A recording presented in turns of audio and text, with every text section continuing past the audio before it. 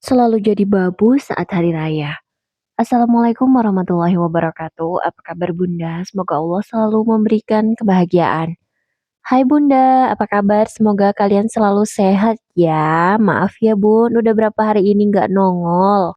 Biasalah lagi repot, karena kan mau lebaran ya Bun. Oh iya, aku mau mengucapkan selamat Hari Raya Idul Adha ya Bunda.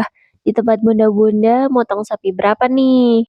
Kalau di tempat aku, motong sapinya 6, kambingnya 1.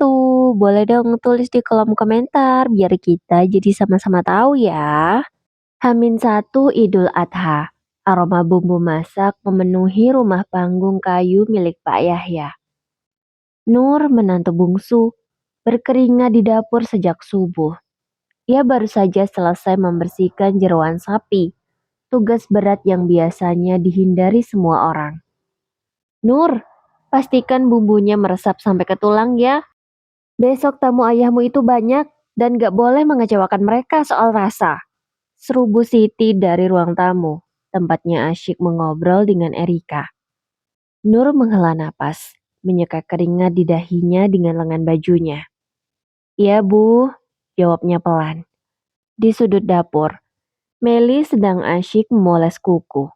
Nur, nanti baju aku sama Yusuf yang ada di tempat lipatan baju itu yang aku gantung di dekat pintu disetrika yang rapi ya. Karena besok habis sholat, aku mau pergi sama Yusuf, ucap Meli. Memerintah Mbak Nyonya di rumah itu sedangkan Nur adalah babunya. Padahal jelas, Nur adalah adik iparnya. Nur menoleh, hatinya pedih. Kak, aku gak ada waktu buat nyetrika baju kakak. Kalau mau dipakai ya setrika sendiri, jawab Nur. Wajahnya sudah sangat nampak lelah. Ia sendirian yang mengerjakan semuanya. Sementara orang lain di rumah itu seperti iparnya yang tinggal serumah dan ibu mertuanya hanya memerintah seenak jidat. Nur, kamu kok berani sih nolak permintaanku? Aku kan minta tolong setrika baju aja loh, ucap Meli. Ia tidak terima. Kalau memang cuma setrika baju, ya kerjain sendirilah. Kan katamu cuma-cuma. Balas Nur tak kalah sengit. Meli tak bisa membalasnya lagi. Ia terdiam, lalu masuk ke kamarnya dengan ekspresi sangat kesal. Di dalam kamar, ia mengadu pada Yusuf. Mas, si Nur itu kebangetan ya. Dimintain tolong setrika baju aja gak mau. Adunya pada sang suami. Ya kenapa harus Nur yang ngerjain? Dia dari tadi pagi udah sibuk loh masak. Kamu gak bantuin sama sekali. Padahal kan kamu lagi libur. Terus gitu, kamu masih nyuruh dia untuk setrika baju kita. Kamu gimana sih?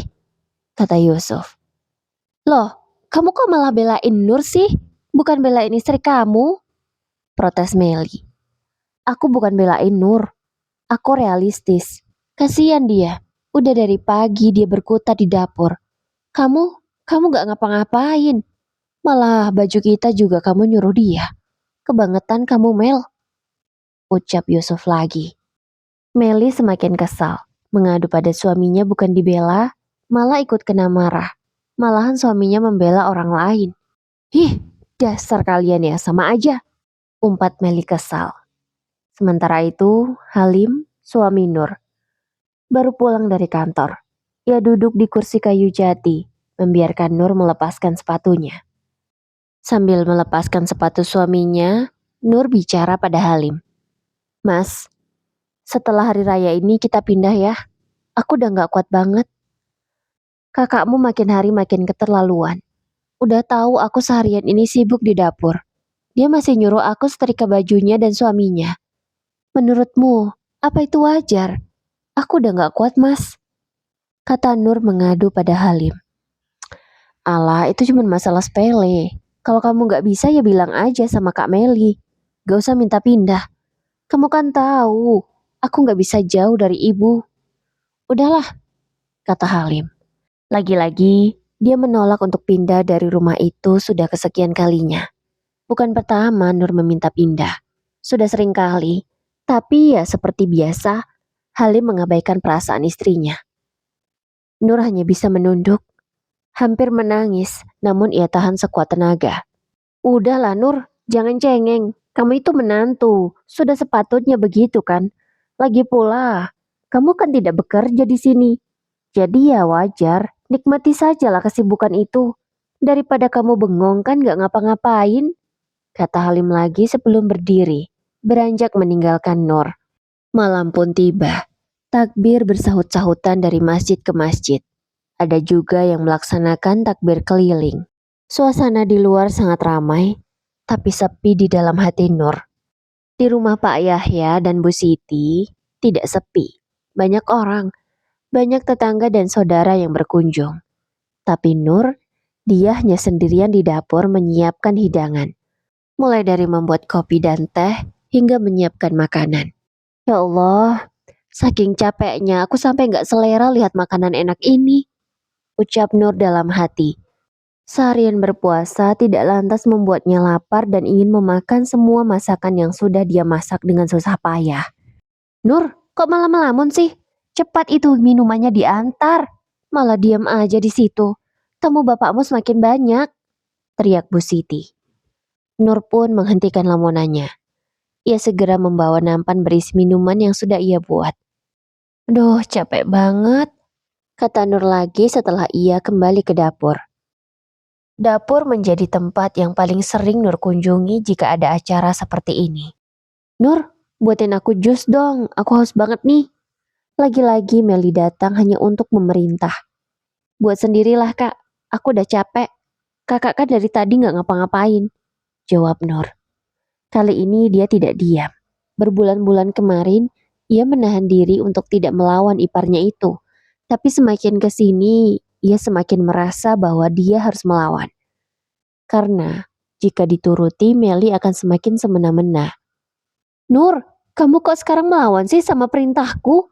Aku ini kakak iparmu loh, kata Meli membentak. Aku inget kok kalau kamu iparku, tapi aku bukan babumu. Jadi buat sendiri kalau mau, jawab Nur tegas. Ia langsung membanting nampan itu cukup keras, namun tidak sampai pecah atau jatuh ke lantai. Hanya dibanting saja ke atas meja. Lalu Nur masuk ke dalam kamar. Di kamar, Nur langsung merebahkan diri. Pinggangnya terasa ingin patah. Aduh, biar deh kalau ibu nanti teriak. Aku kunci aja kamarnya. Kalau nanti Mas Halim mau masuk, biar aja deh. Aku udah capek, kata Nur. Ia langsung mengunci pintu kamarnya. Lalu tidur. Namun baru saja Nur memejamkan mata, pintu kamarnya sudah digedor dengan keras, dan itu adalah teriakan Bu Siti. Nur, kamu kok malah sembunyi di kamar sih? Tamu bapakmu masih banyak ini. Cepat keluar, buatkan minuman dan siapkan makanan, perintah Bu Siti dengan nada yang sangat keras. Seolah tidak takut kalau nanti tamu-tamunya mendengar. Tapi Nur tidak peduli. Ia memilih tetap tidur, meskipun suara Bu Siti masih saja terdengar dari luar. Tapi karena tak dibukakan pintu oleh Nur, akhirnya Bu Siti pergi. Namun sebelum pergi, ia sempat mengumpati menantunya itu. Dasar menantu gak tahu diri, sudah tinggal di sini enak. Makan tinggal makan, disuruh bantuin dikit aja, malah kurang ngajar, umpat Bu Siti. Suaranya cukup keras untuk didengar oleh Nur. Nur hanya bisa memejamkan mata. Tanpa sadar air matanya terjatuh. Aku udah gak kuat lagi, ucap Nur lirih. Ia belum genap setahun menikah dengan Halim. Tapi rasanya sudah seperti bertahun-tahun hidup menderita. Beberapa bulan pertama, ia memang menjadi menantu yang penurut, mengerjakan semua yang diperintah oleh mertua dan juga ipar-iparnya. Tapi semakin kesini, Nur semakin sadar kalau dia terus begini, maka tak ada lagi yang tersisa dalam dirinya. Yang ia punya sekarang hanyalah tinggal harga diri. Kalau terus dia biarkan, maka harga diri itu akan hilang. Di rumah ini, Nur tak bisa berharap dengan siapa-siapa. Ia hanya bisa mengandalkan dirinya sendiri. Halim suaminya tak pernah membelanya sedikit pun. Akhirnya Nur ketiduran sampai pagi. Nur terbangun karena mendengar suara azan subuh. Ia bergegas keluar kamar untuk berwudu dan melaksanakan sholat. Selesai sholat, Bu Siti sudah menunggunya di dapur. Bagus ya Nur, Tadi malam itu tamu bapakmu rame banget. Kamu enak-enakan tidur. Enak banget hidupmu ya di sini. Sindir Bu Siti ketus. Nur tidak menanggapi. Ia hanya diam, mengambil air minum, meminum segelas air sampai tandas. Karena semalaman dia tidak makan apapun. Selesai itu, Nur kembali lagi ke kamarnya. Nur, aku belum selesai bicara, teriak Bu Siti. Namun Nur mengabaikannya. Ia tak peduli. Di dalam kamar ternyata Halim sudah ada di sana. Semalam, Halim tidur di ruang tamu. Nur, kamu tega banget sih. Pintu pakai acara dikunci segala. Mana tidurnya nyenyak banget dibangunin gak bangun-bangun. Protes Halim. Ya, itulah yang aku rasain selama ini, Mas. Aku selalu ngomong sama kamu, tapi gak pernah kamu dengerin. Jawab Nur sarkas. Apa sih maksud kamu? Selama ini, aku nanggapin omongan kamu kok. Jawab Halim. Aku bukan cuma butuh tanggapan, tapi aku juga butuh tindakan. Aku udah gak kuat di rumah ini, kata Nur tegas. Jangan mulai lagi deh Nur, ini masih pagi. Ini juga hari raya Idul Adha. Kamu jangan mancing emosiku deh, kata Halim. Andai kita sudah rumah sendiri, mungkin ini semua gak akan terjadi, kata Nur lagi. Hari raya Idul Adha pagi itu diawali Nur dan Halim dengan pertengkaran. Selesai sholat Idul Adha, semua warga kembali ke rumahnya masing-masing. Begitu juga dengan keluarga Pak Yahya. Semua anak-anak Pak Yahya dan Bu Siti berkumpul. Ada Erika dan suaminya, Farid dan juga kedua anak mereka. Ada Toha dan Ramzah dan juga ketiga anaknya. Sedangkan Meli dan Yusuf belum punya anak meskipun mereka sudah 2 tahun menikah. Sementara itu, Halim dan juga Nur belum diberi kepercayaan juga. Rumah Pak Yahya sangat ramai pagi itu. Tapi yang paling sibuk hanya satu orang, yaitu Nur. Nur, gulai dagingnya habis, cepat ambil lagi dari panci, perintah Bu Siti. Nur hendak membantah, namun ia pikir lagi. Tak bagus merusak suasana lebaran seperti ini. Akhirnya Nur mengalah, mengambilkan gulai lagi di panci. Nur, cepat ambilkan buah potongnya itu untuk keponakanmu. Mereka harus banyak makan buah, perintah Bu Siti lagi. Nur hanya bisa menarik napas panjang, lalu menuju kulkas untuk mengambil buah potong yang sudah dia siapkan dari kemarin. Akhirnya semua pun sudah siap untuk makan. Nur, sendoknya habis, tolong ambilkan ya. Tiba-tiba Erika berkata dan memerintah Nur. Kak, cuman sendok loh, kakak bisa ambil sendiri di dapur. Kini Yusuf yang bicara. Ia tidak bermaksud membela Nur. Ia hanya kasihan pada adik iparnya itu. Dari kemarin sudah sibuk, dan ini mau makan malah disuruh lagi. Gak apa-apa lah, Nur kan udah biasa disuruh-suruh, jawab Erika. Akhirnya Nur mengalah lagi, ia ke dapur untuk mengambil beberapa sendok. Nur sudah kembali dan duduk. Ia hendak menyuapkan nasi ke dalam mulutnya. Tapi tiba-tiba, anak bungsu Erika dan Farid malah menumpahkan segelas air ke bajunya. Bajunya jadi basah semua dan harus segera diganti. Aduh Nur, baju anakku basah semua nih. Tolong gantiin ya. Aku mau makan soalnya, kata Arika enteng. Bukannya ia yang mengganti pakaian anaknya. Ia malah menyuruh adik iparnya. Halim yang melihat itu sama sekali tidak membela Nur. Ia hanya diam saja dan tetap asik makan. Nur yang hendak menyuapkan nasi ke dalam mulutnya dan sendok itu masih dipegang di tangannya. Langsung ia banting ke atas piring. Membuat nasi yang ada di sendok itu berhamburan. Semuanya terkejut. Ini pertama kalinya Nur seperti itu. Mbak, punya tangan kan? Punya kaki? Sehat kan? Itu anak siapa? Apa anakku? Itu anakmu.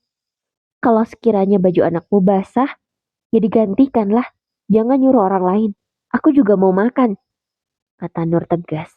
Ini pertama kalinya ia melawan dan berani di depan keluarga besar. Nur, apaan kamu? Hanya dimintai tolong loh menggantikan baju keponakanmu. Kok marah-marah? Ucap Bu Siti. Bu, aku juga punya perasaan.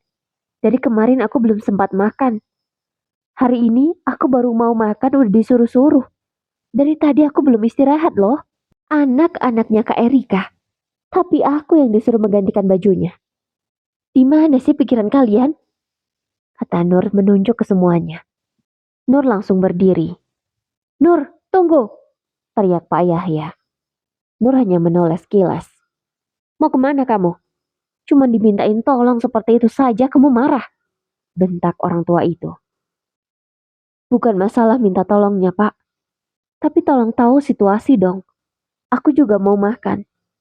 Dan anak bapak seenaknya bilang, tolong dong gantiin baju anakku. Aku mau makan soalnya. Dia pikir aku juga gak mau makan.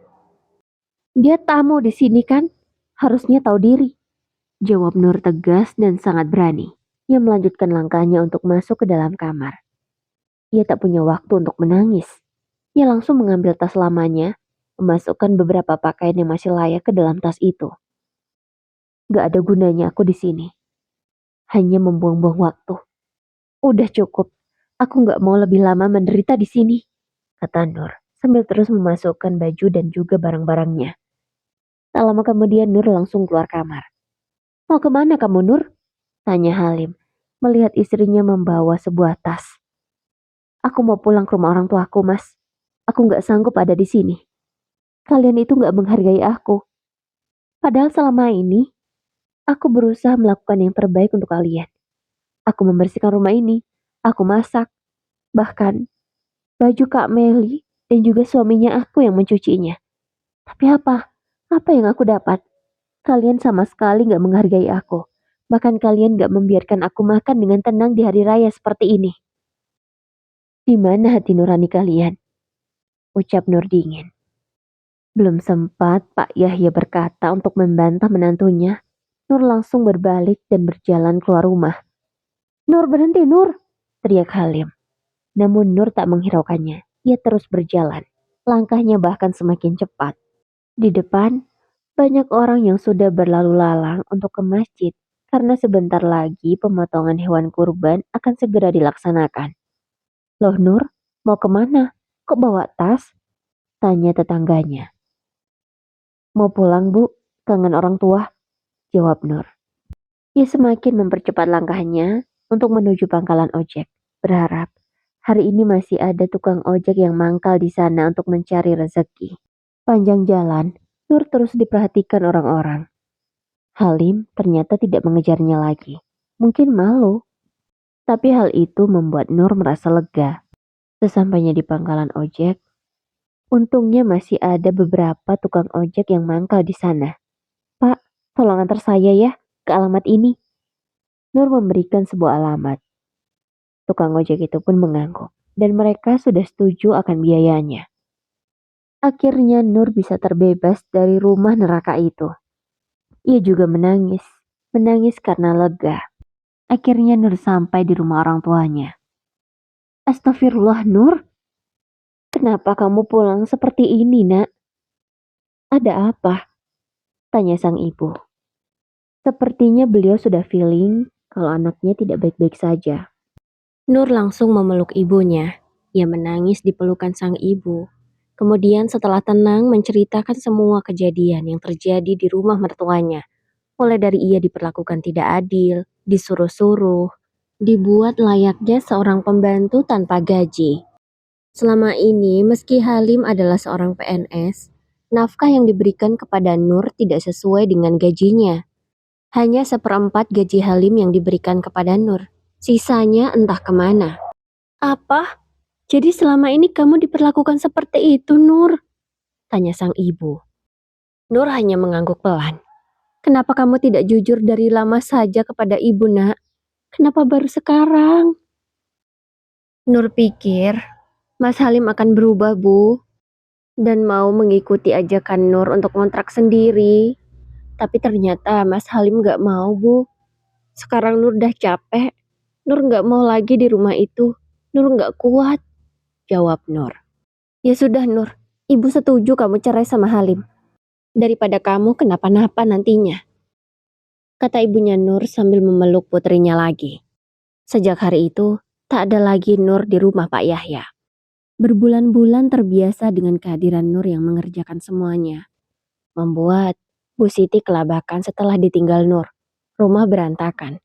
Setelah Hari Raya Idul Adha, piring kotor menumpuk di wastafel. Sampah juga ada di mana-mana karena tamu Pak Yahya tak berhenti datang. Aduh, pusing banget nih kalau nggak ada Nur. Kenapa sih anak itu pakai acara ngambek segala? Kenapa pula pakai acara pulang ke rumah orang tuanya? Bikin repot aja. Ucap Bu Nur marah-marah. Sementara itu Meli, seperti biasa, ia yang merasa seorang pegawai meskipun masih honorer di kantor desa, tidak mau menyentuh pekerjaan rumah. Meli, bantuin ibu dong. Ibu capek nih ngerjain semua sendirian, teriak Bu Siti. Enggak lah Bu, nanti kukuku rusak. Aku udah nail art cantik begini, masa disuruh nyuci piring sih? Gak mau, jawab Meli. Bu Siti semakin naik darah. Ia berteriak pada Pak Yahya. Pak, lihat tuh anakmu, gak mau bantuin aku. Kalau dia gak mau berarti kamu yang harus bantuin aku, tegas Bu Siti pada suaminya. Kok bapak sih Bu? Gak ada lah. Meli, bantuin ibumu. Kini Pak Yahya beralih memarahi Meli. Namun Meli tetap saja tidak mau. Yusuf suaminya semakin muak dengan sang istri. Meli, cepatlah bantuin ibu. Kamu kan perempuan di sini. Aku tadi udah nyuci baju kita. Sekarang giliran kamu bantuin ibu beres rumah, perintah Yusuf. Namun Meli tidak peduli. Ia tetap asyik bermain ponsel entah apa yang dilakukannya di sana. Hingga sore harinya, rumah masih berantakan. Bu Siti belum selesai membereskan rumah. Namun tiba-tiba, Meli mendatangi Yusuf yang sedang mencuci motornya di belakang rumah. Mas, aku mau beli tas ini. Ini tuh bagus banget loh mas tasnya. Teman-temanku udah pada punya, aku mau juga, kata Meli merengek seperti anak kecil sambil menunjukkan aplikasi belanja online yang ada di HP-nya. Mel, itu mahal. Aku gak punya uang sebanyak itu, jawab Yusuf. Karena tas itu memang berharga Rp3.250.000. Harga yang sangat mahal bagi Yusuf, karena dia hanya bekerja serabutan di kebun. Tapi mas, aku mau ini. Apa kata teman-temanku kalau mereka tahu aku belum beli tas ini mas? Aku kan sudah bilang aku bakal beli. Rengek Meli lagi. Meli, aku kan sudah bilang, aku ini cuma petani, bukan pengusaha. Udah, aku gak sanggup lagi nuruti kemauan kamu itu. Capek aku Meli, selama ini aku berusaha yang terbaik buat kamu. Tapi kamu gak pengertian sama sekali sama suamimu ini. Bentak Yusuf. Ini pertama kalinya ia membentak Meli setelah sekian tahun menikah dengannya. Mas, kok kamu bentak aku sih? Kan sudah tugas kamu sebagai suami membahagiakan istri. Jawab Meli semakin berani, makin sambil berkacak pinggang. Mel, aku tahu hal itu. Tapi saat ini aku belum mampu. Dan aku masih berusaha. Kebunku itu belum berbuah semua. Aku masih merintis. Kamu bisa sabar kan? Bentak Yusuf. Ya, memang Yusuf memiliki beberapa hektar kebun sawit. Tapi baru menanam, belum menghasilkan. Sedangkan selama ini untuk menyambung hidup, dia bekerja di kebun orang. Tapi Meli tidak mau tahu sama sekali. Yang ia mau, apa yang dia minta harus dituruti oleh suaminya. Hal itu membuat Yusuf semakin muak. Bukan pertama kalinya Meli seperti ini. Kemarin-kemarin dia masih sabar. Tapi kali ini sabarnya sudah habis. Kalau kamu terus seperti ini, lebih baik kita cerai, kata Yusuf. Meli sempat terkejut. Namun, ia malah menantang pada suaminya. Cerai saja kalau berani. Kamu itu bukan siapa-siapa tanpa menikah denganku. Kamu sudah menikah denganku jadi keluarga terpandang. Sekarang kamu ceraikan aku yakin kamu bakal jadi orang miskin lagi yang gak punya nama. Ucap Meli malah semakin menghina suaminya. Oke, kita buktikan. Siapa yang akan hina setelah bercerai? Yusuf langsung mendatangi Pak Yahya. Ia mengatakan dan menceritakan semuanya. Maaf Pak, aku gak bisa ngelanjutin pernikahanku dengan Meli. Aku talak dia. Pak Yahya terkejut. Namun, ia tak bisa terima anaknya diceraikan. Akhirnya, Pak Yahya menyetujuinya. Yusuf, kamu itu bukan siapa-siapa ya tanpa menikah dengan anakku. Silakan saja ceraikan dia. Saya yakin, setelah ini, kamu akan menjadi orang miskin yang tak punya nama lagi seperti dulu. Sana, pergi dari rumahku, kata Pak Yahya dengan suara tinggi sambil menunjuk ke arah pintu keluar. Yusuf langsung pergi, bahkan ia tidak membawa pakaiannya. Hanya dompet, ponsel, dan motor yang ia bawa. Melihat itu Meli sempat panik, tapi segera dicegah oleh sang ibu. Beberapa waktu pun berlalu. Perceraian itu benar-benar terjadi. Yusuf segera mengurus perceraiannya ke pengadilan. Begitu juga dengan Halim.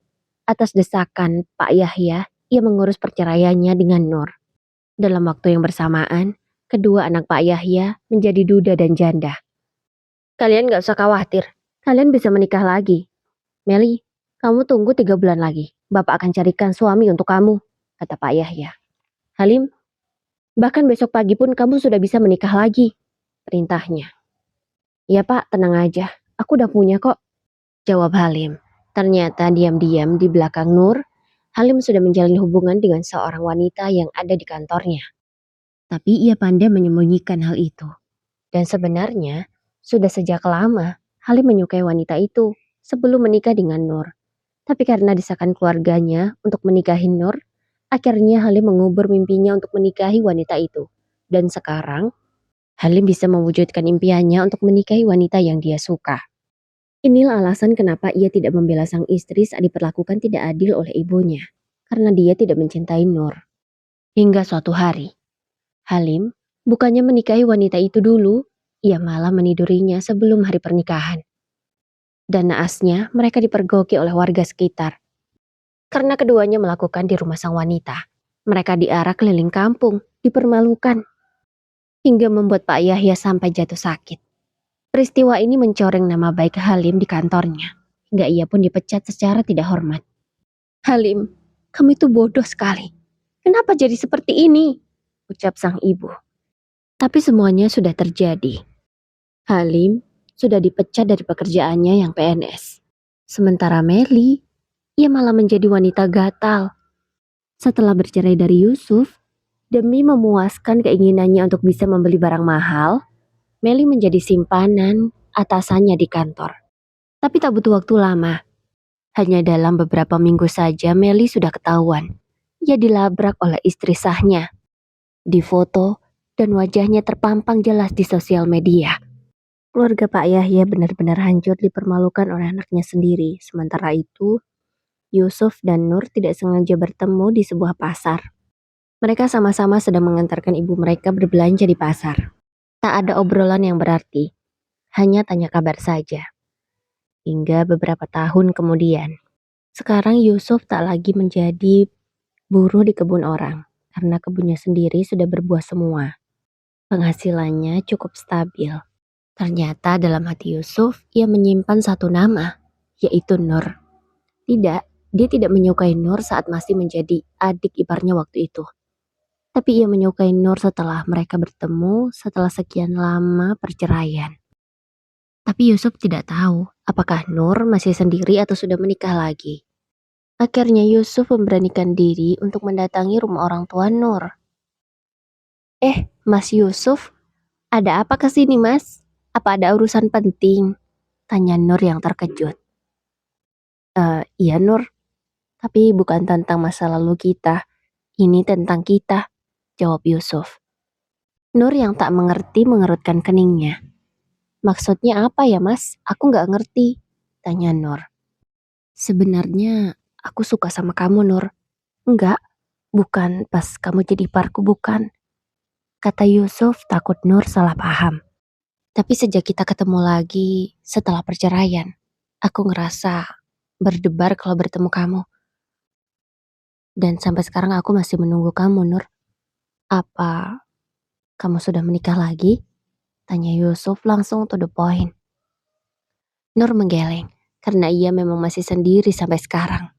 Tapi Nur tak langsung menerima Yusuf hari itu. Ia meminta waktu. Nur merenung, apakah ini yang sudah ditakdirkan untukku? Tapi nanti apa kata orang? Pikirnya, ia masih memikirkan apa kata orang. Ia takut kalau nanti orang-orang berpikir mereka sengaja bercerai supaya bisa menikah. Tapi kejadiannya memang sudah bertahun-tahun yang lalu. Tapi bisa saja kan ada yang memikir seperti itu. Tapi ibunya meyakinkan Nur. Kalau kamu suka, menikahlah nak. Tidak usah pikirkan omongan orang. Kalian boleh kok menikah, bukan dilarang agama, kata sang ibu. Akhirnya, Nur dan Yusuf pun menikah. Berita itu sampai ke telinga Pak Yahya dan keluarganya. Mereka marah besar. Meskipun sudah mendapatkan cobaan bertubi-tubi, mereka belum bertaubat. Mereka malah menebar fitnah bahwa Nur dan Yusuf sudah berselingkuh saat mereka masih sama-sama menjalani pernikahan. Yang ditakutkan Nur benar terjadi. Tapi ia sudah memilih. Ia juga yakin bahwa dia tidak salah di sini. Perasaannya timbul setelah perceraian. Itu pun setelah bertahun-tahun kemudian. Nur, gak usah pikirkan omongan orang ya. Mereka itu pasti iri lihat kita, kata Yusuf. Iya mas, aku akan usahakan tidak kepikiran lagi dengan omongan orang.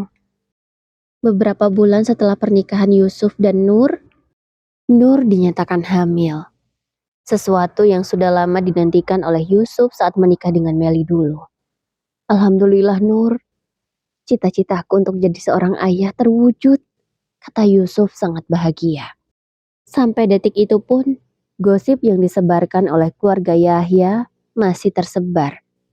Tapi keduanya terus membuktikan bahwa cinta mereka suci, bukan adanya perselingkuhan. Nur dan Yusuf kini sangat bahagia menanti kelahiran anak pertama mereka.